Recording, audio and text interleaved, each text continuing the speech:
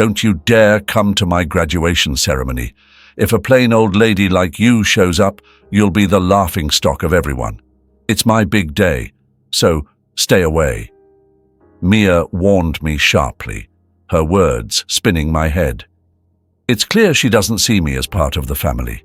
To her, I'm just a source of embarrassment.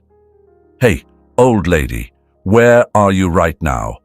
Maya's panicked voice blasted through the phone as soon as I hit the call button. Her urgency was palpable. "Leaving a silly note like that and thinking you'll get away with it? Where are you? Come home right now." I could also hear the voice of my husband, Baron. Both were frantic. I'm Zelda Howard, a 51-year-old homemaker. Balancing a part-time job at a local real estate firm, raising Mia, and managing household chores has been my routine for over a decade. I tied the knot with Baron a dozen years back. Mia came into our lives from Baron's previous marriage. Baron and I crossed paths at my former workplace, a construction company, where I handled office duties while he pursued sales. Despite our company's strict policies, Baron's perpetual smile and optimism stood out to me. Once I even recommended his product to my employer, landing his company a lucrative contract.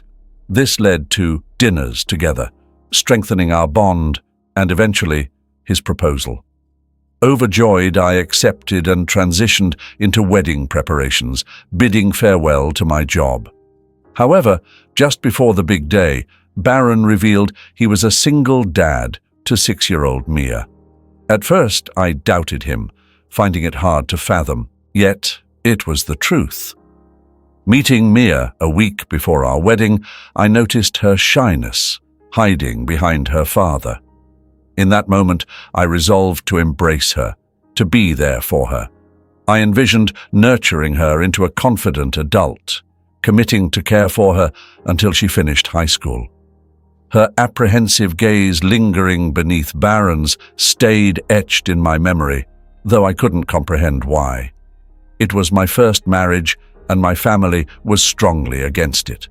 My father was particularly furious, saying it was nonsensical and that I was being mocked, but I went against my parents' wishes and married Baron.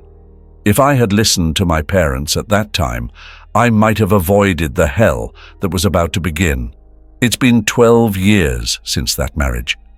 Mia is now 18 and about to graduate from high school. Normally it would be a moment of joy, but I couldn't feel happy about it. The thought of making her a respectable adult, which I had when I decided to marry, lingered in my mind. "Hey, old lady, where's my t-shirt? Where did you put it? You didn't steal it, did you?" Mia began calling me old lady 2 years after we started living together. She used to be kind in the beginning. She gradually got used to me, but then suddenly started treating me rudely and calling me an old lady. "Is this the t-shirt you're looking for?" I took it out of the folded laundry and handed it to Mia. "Why did you wash it? What if it shrinks? Normally, you should take it to the cleaners." "You're so clueless. Really, so dense." I had hand-washed and air-dried the t-shirt, thinking the fabric would be damaged at the cleaners. But I couldn't say this to Mia, and all I could do was apologize. Mia snatched it from my hand, muttering, "You're so useless," before walking away. Her words were sharp, piercing my heart. I couldn't argue back, just bowed my head. I couldn't understand why Mia had become so harsh with me. Initially, I thought it was because she was teased about her father's remarriage, but that didn't seem to be the case. Around the same time, Baron's attitude towards me also changed. He used to be always smiling, like when he was selling, but lately he stopped smiling at home, becoming more sullen. He even started calling me, "Hey, you." Mia's behavior seemed to follow his lead. I thought maybe I was lacking in some way, so I tried not to cut corners with the housework and watched over Mia carefully. I wanted Mia to grow up to be a respectable adult. But contrary to my hopes, Mia's attitude toward me worsened day by day. Calling me an old lady had become the norm for her. I never heard words of gratitude from Mia anymore. What was strange was that at parent-teacher conferences in elementary school, Mia's behavior was normal, and she wasn't rude at all. Baron talked normally with Mia. Even if I tried to talk to Baron, his attitude was distant, a complete change from before. I had no one to confide in. I continued my life with a heavy, dark weight on my heart. Inside my home, I kept becoming more and more isolated. The extent of my isolation within my own home just kept getting worse. Since middle school, Mia stopped telling me about school, and Baron would attend school events. I was in a state where I had to learn about the schedule for school events from my neighbors. Baron and Mia seemed to get along well, going out together sometimes. I wanted to be treated as a family by Baron and Mia too. I had always wanted to live happily together. I never imagined it would be this painful to have that wish unfulfilled. And Baron's attitude towards me continued to worsen. Dust is piling up on the stairs. Clean it up.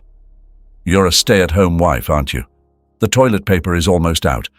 Are you even cleaning the bathroom? And you're really dense, you know. I frequently received such bad react from Baron. Originally, when we first got married, we both shared household chores. Baron had been doing housework while living with Mia. He was happy at first to share the chores with me. But now, I do all the housework. Baron used to say it was wrong for a stay-at-home wife to do all the housework. Mia was an easy child to take care of, but this somehow made things worse for me. When I tried talking to Baron, he just dismissed it as my lack of effort.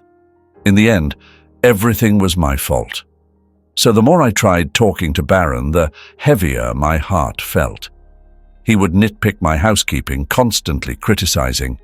You can't even clean properly. No improvement after all these years. Do you lack learning ability? Baron looked down on me with disdain. All I could do was apologize. I'm sorry. I'll try harder. Please forgive me. Baron sighed dramatically, as if exasperated. Even if you try hard, you won't be able to do it. That's why you get scolded. Always saying you'll do it, but have you ever? Baron's words kept chipping away at my heart. As time passed, I remained worn out, and Mia turned 18. I was curious about Mia's plans after graduation, but she wouldn't tell me. Neither would Baron. By then, I had stopped talking to Baron and Mia unless absolutely necessary. I overheard Mia and Baron discussing her future after graduation. I didn't mean to eavesdrop, but I wanted to know, so I listened until the end. I got it. I can go to college on a recommendation, and I even got a scholarship, thanks to you, Dad. Thank you. I could hear the joy in Mia's voice. She never spoke to me like that. Good for you. It's the result of your efforts. All the housework we dumped on that dense housekeeper was worth it. Were they referring to me as the housekeeper? Yeah. She was a good outlet for stress. I heard their mocking laughter. Quietly, I left the spot and locked myself in the bathroom. It was the only place I could be alone. I crouched there, holding my head, and cried. To think that Baron and Mia saw me in such a light. I had endured for the past 10 years. No matter how much my heart nearly broke, I continued being Mia's mother and Baron's wife. Even when I felt at my limit and my heart screamed in pain, I forced myself to keep going. There were times I felt I couldn't get up, but I forced myself to making lunchboxes, preparing breakfast, doing laundry, and other housework. Honestly, it hurt to even lie down. But if I did that, I feared I would never again be needed by Baron and Mia. Driven by this fear, I continued to live in exhaustion. Honestly, I don't remember much about this period. One day, after going shopping, a neighbor told me something shocking. Tomorrow was Mia's high school graduation. I couldn't admit I didn't know, so I just smiled vaguely and left. As soon as I got home, I collapsed onto the sofa. I had always thought about making Mia a respectable adult. The graduation from high school was supposed to be a milestone for that. Again, I was the only one left out. In this house, I'm forbidden to have a smartphone or use a computer. The only thing I have is a simple flip phone that can only make calls. Since Baron handles all the school communications, I don't have any mom friends. I had no way to get information about the school. Still, I learned about sports days and recitals from neighbors or overheard children's conversations and secretly attended them. I wanted to properly attend the high school graduation and celebrate Mia's step into adulthood. While I was crying on the sofa, Mia came home from school. "Old lady, why are you loafing around? It's so gloomy. You make the whole house dark.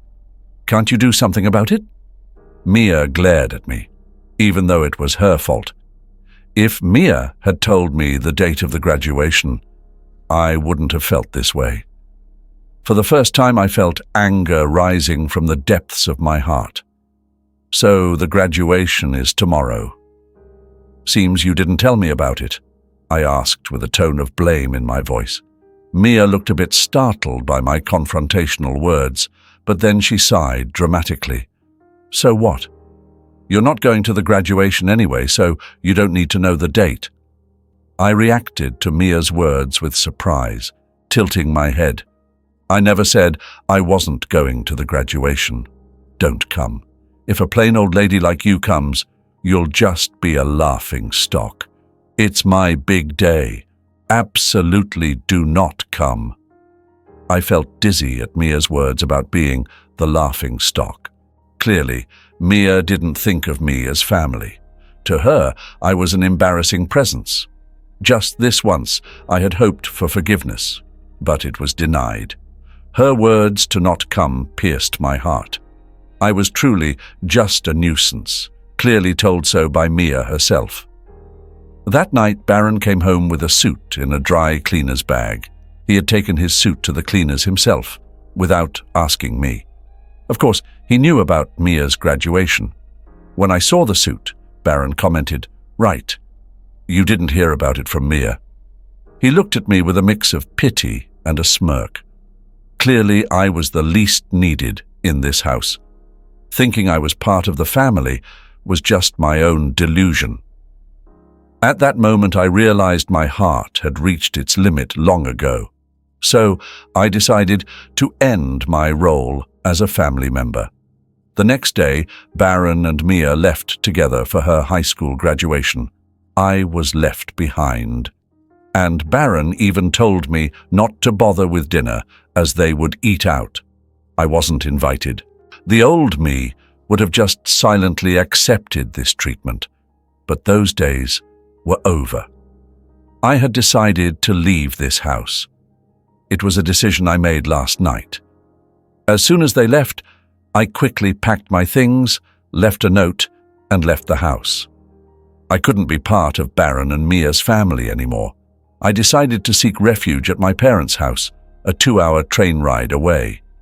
There, I would prepare to sever ties with Baron and Mia.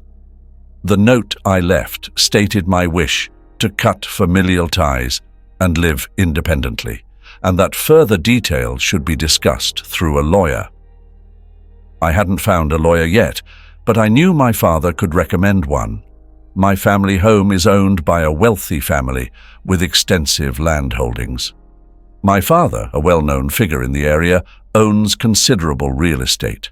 Among his contacts, I knew there would be a lawyer. I remembered meeting a lawyer during a New Year's greeting at home. Another task I had to undertake was selling the house where Baron and Mia currently lived. This house was built on land owned by my father, and the construction was funded by him as a wedding gift for me. I had been repaying my father slowly with the money I earned from my real estate job, which was also introduced by him. The house, including both the building and the land, is owned by my father. Legally, it is registered in his name. At the time, Baron might have thought the house was a gift and never asked about the ownership. Probably he was afraid of offending my father and losing the gift. Baron was the classic home tyrant. Ignorant, bullish with those he perceived as weaker, but obsequious to those above him. I told my father everything that had happened. As I spoke, tears flowed uncontrollably, and I had to pause several times due to sobbing, but my father listened to the end. I saw tears in his eyes too. The most relieving part was that my father didn't criticize my initial decision to marry Baron. At the end, my father said, "You've been through a lot." Afterward, he made several phone calls and lawyers and real estate managers came to the house. Everything happened quickly from there. It was decided that the house would be demolished. The demolition was scheduled for a week later. In the note I left, I wrote, "Please leave within a week." My father commented sarcastically, "That's quite kind of you. For me, it was just to avoid any later complaints." During the week, I consulted with the lawyer about the divorce. I also shared the whole story with my mother, and we cried together.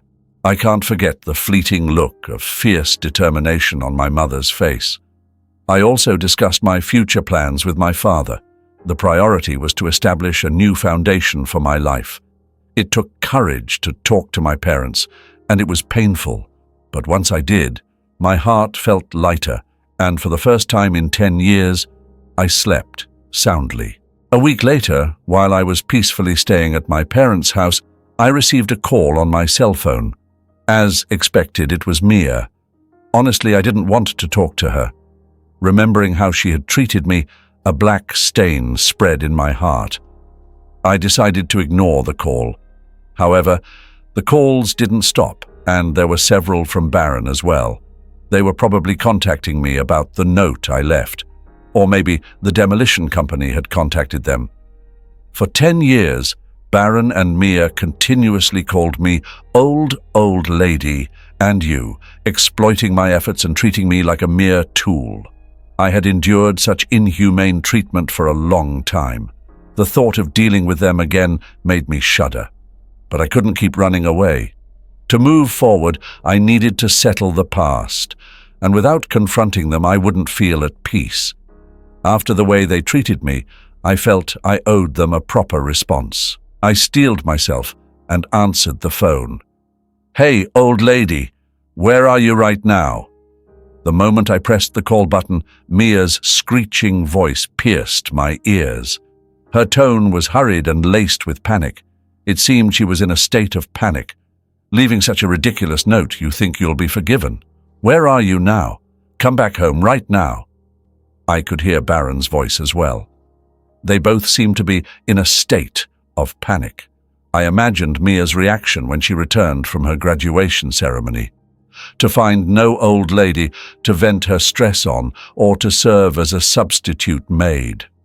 Moreover, there was the note about divorce and leaving the house. Even if it wasn't Mia, anyone would panic. And it happened on the day of her bright graduation ceremony. I couldn't help but let out a faint smile at Mia's frantic state. Who is this, please?" Mia seemed taken aback by my unexpected response and stumbled over her words. I hung up the phone. Afterward, I called the real estate management company to confirm when the demolition would start. It was scheduled for tomorrow as planned, and Baron had already been informed. I requested to postpone the demolition to the day after tomorrow and asked them to inform Baron about the delay. This gave them one more day. Baron would probably come here. That's when I would deliver my final blow to Baron and Mia. I ignored the dozens of calls from them. The next day, around noon, I heard the doorbell ring and the sound of knocking on the door. It must be Baron and Mia. They would have wanted to come earlier, but the journey here could be terribly long due to poor connections. Baron and Mia appeared, panting heavily, evidently having rushed here. I had arranged beforehand for my parents to stay back in another room, so it seemed like I was the only one at home. I led Baron and Mia into the living room. Baron entered hesitantly, clearly uncomfortable around my father. My father is a wealthy and well-respected man in town, with a commanding presence. He is, in a sense, a higher authority than Baron. On the other hand, Mia doesn't seem intimidated at all. She appears fully intent on overpowering me and bringing me back home. Maya plops down on a chair in the living room, crossing her legs and gesturing silently for me to sit opposite her. I take my time preparing tea, moving leisurely before finally sitting across from her. Mia, growing impatient, addresses me. What's the meaning of all this? Baron, sitting next to her, places the note I had left on the table. I don't react, just silently meet Mia's gaze. She averts her eyes first, attempting to dispel the awkwardness with a laugh. What was that? Who is this? Act yesterday? Pretty poor performance. I continue to silently stare at Mia. She becomes visibly uncomfortable under my gaze, shifting in her seat and continuing. Look, it's no use. A dumb old lady like you can't survive without us. You're nothing but trash. I almost react to her harsh words, but restrain myself, noticing the tremble in her voice. Mia is clearly bluffing. Baron has been silent, just watching how things unfold. Stop being stubborn and come back home, Mia says, trying to confuse and coax me back with her cruel words. As Mia becomes more agitated, I respond more calmly. I don't have a family, do I? Oh, I have parents, but you two are not my family, are you saying? Dad and I are your family, right? Right, Dad? Mia, feeling at a disadvantage alone, sought support from Baron. Baron looked around nervously, and once he confirmed they were alone, he turned to me with newfound bravado. That's right. You can't live without us, just like Mia says, so you're coming back. Baron started getting bossy all of a sudden when he noticed my parents were nowhere to be seen. Looking back on it now, what a small-spirited man he is. Like I said, I have no family, I replied firmly. No matter what Baron and Mia said, I would continue to treat them as strangers. They were not my family. If they were, they wouldn't have treated me like a slave. A true family supports and helps each other, especially when someone is in trouble.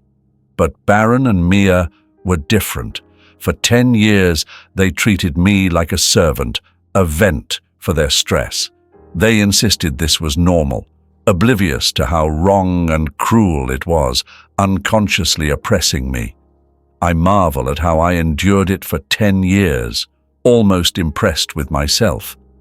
This started when I saw Mia peeking out from behind Baron's back. I had bound myself with the promise to raise her to be a decent adult. I endured and served them for this promise, at least until Mia graduated high school. I had decided that Mia's high school graduation and her moving on would Baron the end of our relationship. I had held a faint hope that if Baron and Mia changed their ways and improved their attitudes towards me by the time of her graduation, I would continue walking with them as a family. But they betrayed my expectations, leading to this situation. Everything was decided the day before the graduation ceremony. So now, I confront them with the appropriate attitude. Baron and Mia are no longer my family. Therefore, I will not treat them as such. Realizing the significance of my treating Baron and Mia as strangers, Mia altered her approach. We're family, aren't we, Mum? Stop this silly act, please. Suddenly, she switched from calling me old lady to Mum, realizing her usual tactics wouldn't work. Baron, swallowing hard, watched Mia and me intently. Even though you're not my birth mother, we've lived together all this time. So please, listen to my request. Her previously defiant posture had changed to one more pleading. I have no obligation to respond to requests from someone who isn't family, I replied, maintaining my composure and emotional distance. Tears appeared in Mia's eyes, and she looked at me desperately. "Please, listen to me. The note you left, it's not true, right?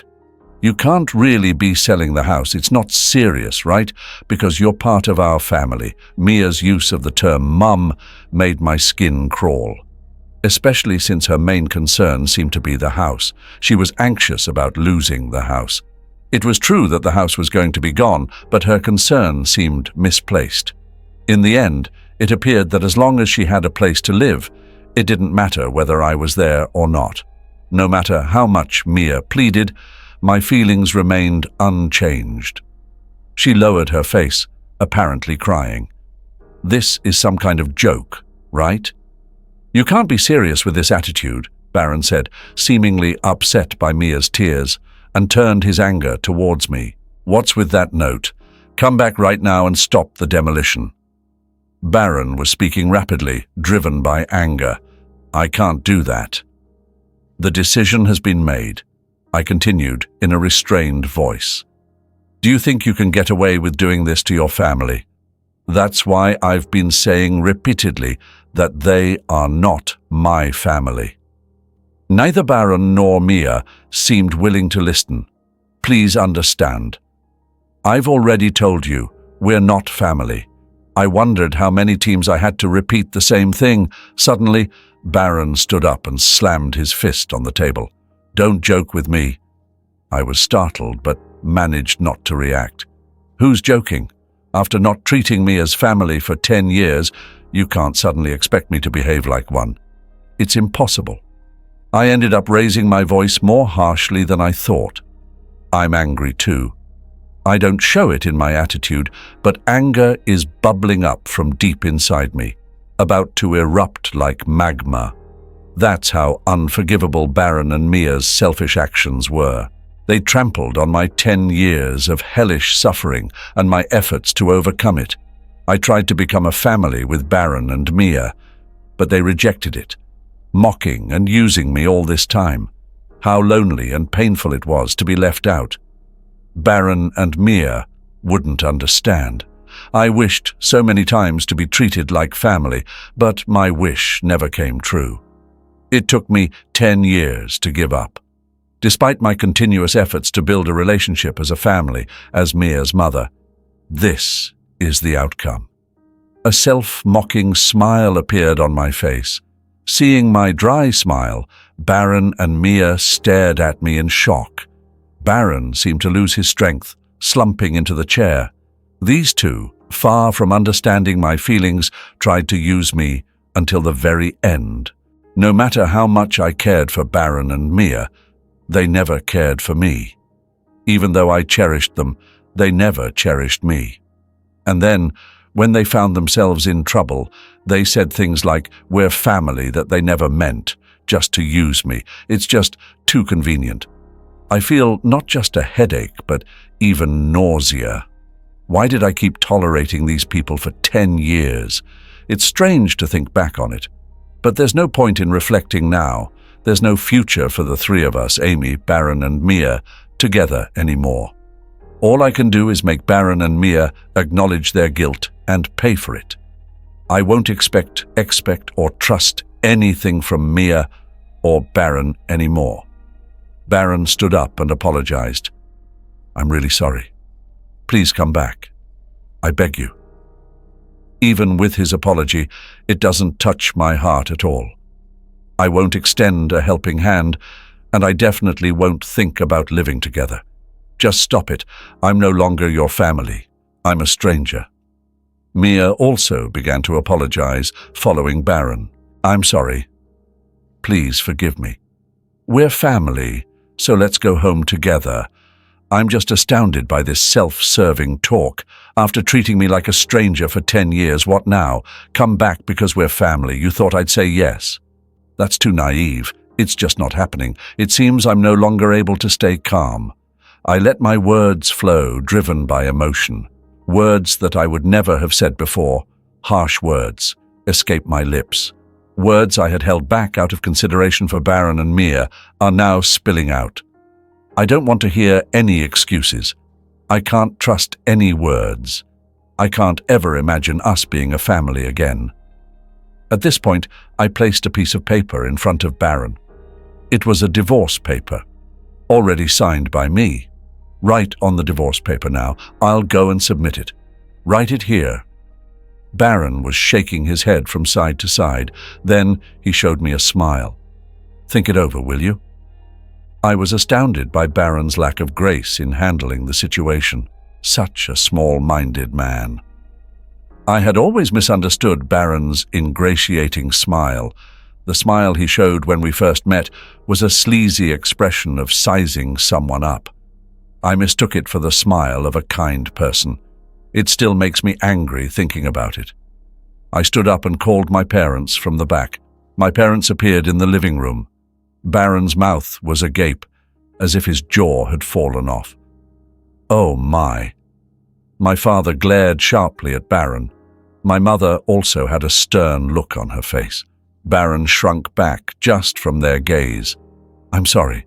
I'm sorry for the trouble caused by Zelda's misdeed. I thought I heard it wrong. Mia was trembling, perhaps terrified. My father stood up, glaring at the two of them in a commanding stance. Mia, you've been causing problems at school too. I've looked into it.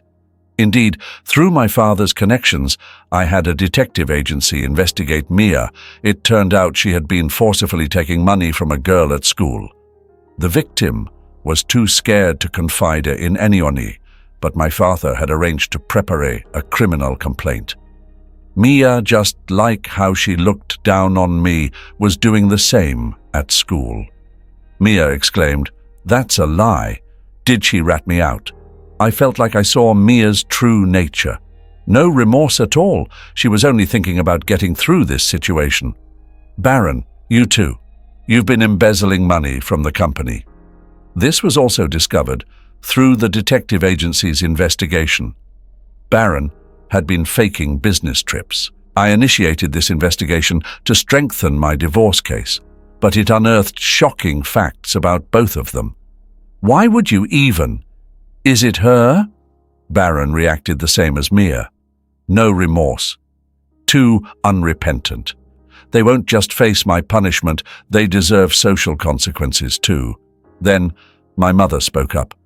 All right, the discussion is over. Sign the divorce papers and leave this house as soon as possible.